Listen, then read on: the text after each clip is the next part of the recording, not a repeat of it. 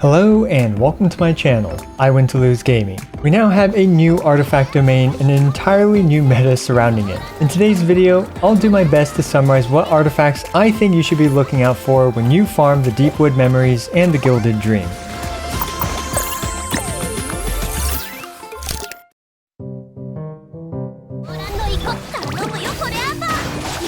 You might be surprised at what artifacts you might want to keep, as there are a bunch of new whack builds to experiment with. With the advent of Dendro and all its crazy reactions and endless possibilities, I was personally struggling with what artifacts to keep, so I decided to actually organize my thoughts about it, and thus create a guide for both myself and you guys on what artifacts to look out for. But really quick, it's time to pay some bills. Genshin Impact's beautiful aesthetics provide an amazing experience, and all entirely for free too. You can have another aesthetically enthralling experience with today's sponsor, Dislight. A cataclysm brought ancient Greek, Chinese, Norse, and Egyptian gods into the modern world. Odin is now a motorcycle waifu, and Anubis is a dog-headed kendo expert gentle dog. Who doesn't want a dog-headed kendo expert gentle dog? And Dislight has just launched their new Esper, the King of Gods, the almighty Zeus Awakens. Gaius lost his beloved Anna in a gut-wrenching battle against some Miramons, which caused him to awaken his godlike Zeus powers.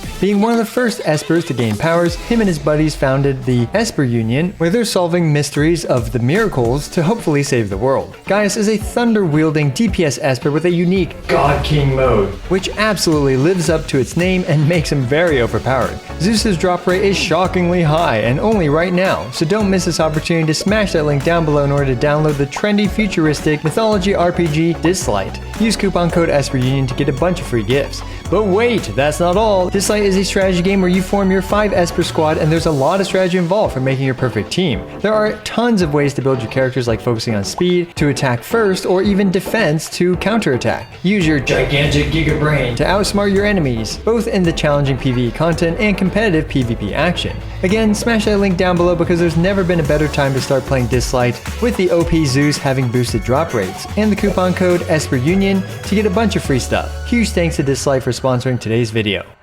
But in order to know what artifacts to keep, we need to have a good understanding of what the new Sumeru artifacts do. First, we have the Gilded Dream, which provides 80 Elemental Mastery for its 2-piece set bonus and either 14% attack or 50% Elemental Mastery for each teammate of the same or different element, respectively. This means that the Gilded Dream can provide up to 230 Elemental Mastery. The next set is the Deepwood Memories. The Deepwood Memories provides 15% Dendro damage for its 2-piece set bonus, and shreds Dendro resistance by 30% when an elemental skill or elemental burst connect. Now let's get the obvious out of the way. For almost any DPS build, whether it's on the Gilded Dream set or the Deepwood Memory set, you want as much crit as possible. So basically you want double crit on every artifact and every substat roll to roll into crit rate or crit damage. But of course that's not going to happen. Anyway, super obvious artifacts aside, let's dive into some less expected artifacts you should be on the lookout for.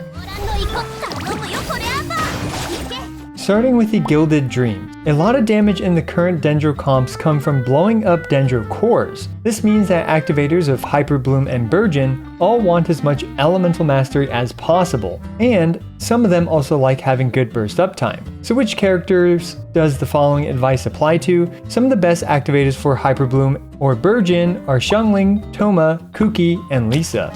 But of course you can use any Pyro or Electro character to activate Burgeon or Hyper Bloom. This applies for Bloom as well, but only if you're relying exclusively on Bloom and not if you're triggering Hyper Bloom and Burgeon. Anyway, while trying to maximize Hyper Bloom, Burgeon, or core explosion damage, the only stat on the character that triggers the reaction that matters is their elemental mastery. Since none of the other stats affect transformative reaction damage in any way whatsoever, even this otherwise super copium flower with elemental mastery, energy recharge, defense percent, and flat attack is worth keeping for now if you plan to focus on transformative reaction damage. I will personally level this up a few times to see if it rolls into elemental mastery or energy recharge. After you get a bunch of these, level them up tournament style, 4 levels at a time. weeding out ones that roll less into either Element Mastery or Energy Recharge to see which ones end up with the most Element Mastery and Energy Recharge. For the Flower and Feather, you want to keep an eye out for ones that have both Element Mastery and Energy Recharge as substats, especially ones that start with 4 substats, since you should actually have higher standards for Feathers and Flowers. For the Timepiece, Goblet, and Circlet, keep an eye out for Elemental Mastery main stat pieces, and it's an added bonus if you get some Energy Recharge on them as well. Although due to the rarity of Elemental Mastery on those pieces, the Timepiece, Goblet, and Circlet, I'd at least lock ones even without Energy Recharge until you do find one with Energy Recharge. Again, if all you're using Toma, Kuki, or Lisa for is activating Burgeon or Hyper Bloom, like I personally did in my Constellation Zero showcases, no other stats really matter besides their Elemental Mastery, and in Toma's and Lisa's case, their Burst Uptime. You can also consider an Energy Recharge Timepiece instead of an Elemental Mastery Timepiece for the activators of Burgeon or Hyper Bloom, as Burst Uptime is often very important for characters like Lisa and Toma, but you do lose out on a substantial amount of damage on Hyper Bloom or Burgeon. Next, let's talk about the Deepwood Memories. The Deepwood Memories is actually an incredibly flexible set. All it says is, if an elemental skill or burst hits an opponent, Dendro resistance is lowered by 30% for 8 seconds. This means that almost any character in the game can reliably activate its 4-piece passive. I did want to talk about how you should decide, really quick, on who to put the Deepwood Memories on. Generally speaking, the Deepwood Memories should go onto your lowest DPS character that's not already pigeonholed into a specific artifact set. Take this Quicken Tighnari team as an example. The best choice, in my opinion, for this team is Kuki Shinobu, as both Tighnari and Fischl do a lot of damage, so they should be using DPS focused artifact sets, and Sucrose is best used to shred Electro with the Viridescent Veneer set to amplify Fischl's damage. Anyway, the point here is that there are a ton of characters that can use the Deepwood Memories. But for this video, I'm going to focus on some specific characters over trying to account for the entire cast of characters. The first character I want to talk about is the aforementioned Kuki Shinobu. She's a great Electro character for Quicken-based teams, filling the role of healer and buffer. There are a few main weapons to consider for Kuki for this role: the Favonius Sword and the new craftable Sapwood Blade, or the Freedom Sword. For the Favonius Sword, you just want a lot of crit rate, and some bonus healing from Elemental Mastery and HP percent is nice as well, with a bit more of a preference towards Elemental Mastery since it does slightly boost Kuki's damage as well.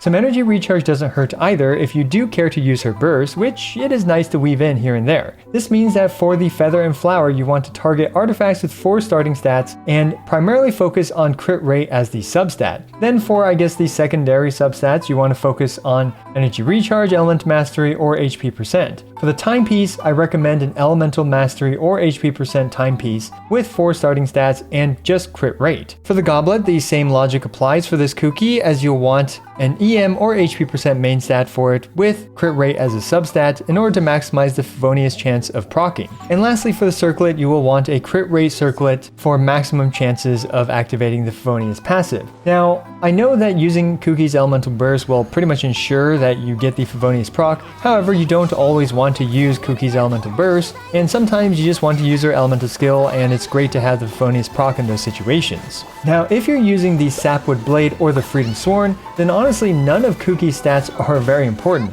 as you're not fishing for crits like you would be with the Favonius Sword. Perhaps an Energy Recharge Timepiece is the only thing to really consider for a Quicken team, especially with the Freedom Sword, so you can instantly activate its buff with her burst. Next we have Zhongli. Zhongli is the only other source of Dendro resistance shred besides the 4-piece Deepwood Memories. And with the 4-piece Deepwood Memories, he provides 50% total Dendro resistance shred. We should all know how to build Zhongli by now. If you only care about a beefy shield with the Black Tassel as the weapon, keep an eye out for just HP percent and flat HP artifacts. This means you will want an HP percent Timepiece, Goblet, and Circlet. And it's nice to have some Energy Recharge as well to more frequently get the petrification from his Elemental Burst. However, overall, I personally recommend Favonius Zhongli. This means that you should keep Flowers and Feathers with 4 starting stats that have both crit rate and HP percent. For the Timepiece and Goblet, I recommend HP percent main stat with crit rate as the substat. And for the Circlet, a crit rate Circlet with HP percent substats. You can also use a Geo Damage Goblet for more Geo Damage or an HP percent Circlet for beefier shields, but you get the general idea.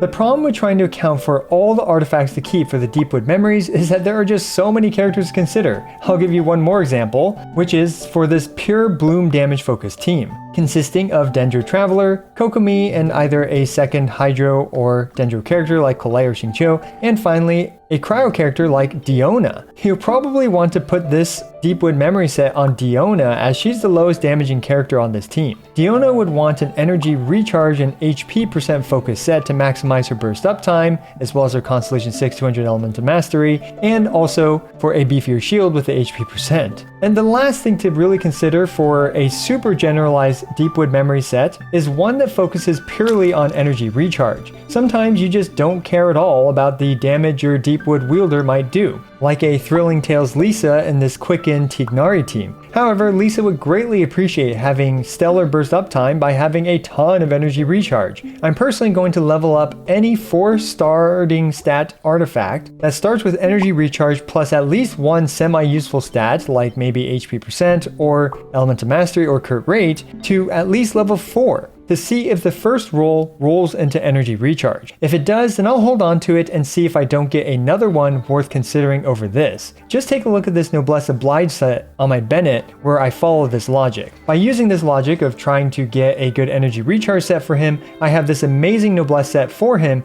and I'll be trying to get a similar set for the Deepwood memories.